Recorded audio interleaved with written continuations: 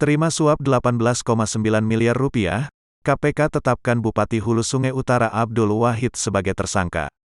Komisi Pemberantasan Korupsi, KPK, menetapkan Bupati Hulu Sungai Utara, HSU, Abdul Wahid, AW, sebagai tersangka.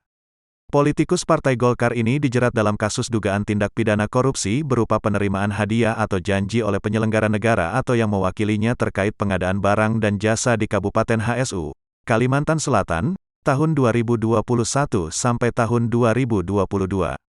Perkara ini berawal dari kegiatan operasi tangkap tangan, OTT, oleh tim KPK pada Rabu, tanggal 15 September tahun 2021, di Hulu Sungai Utara, Kalimantan Selatan.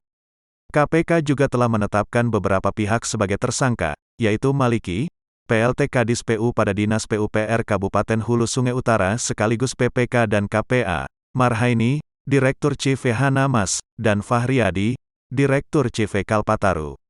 Untuk konstruksi perkaranya, dijelaskan Firly, Abdul Wahid selaku Bupati HSU untuk 2 periode, tahun 2012 sampai tahun 2017 dan tahun 2017 sampai tahun 2022.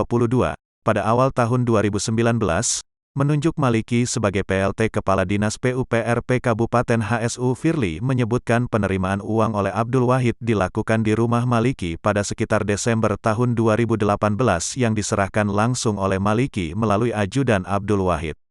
Kemudian, pada sekitar awal tahun 2021, Maliki menemui Abdul Wahid di rumah dinas jabatan Bupati untuk melaporkan terkait plotting paket pekerjaan lelang pada bidang sumber daya air Dinas PUPR PHSU tahun 2021.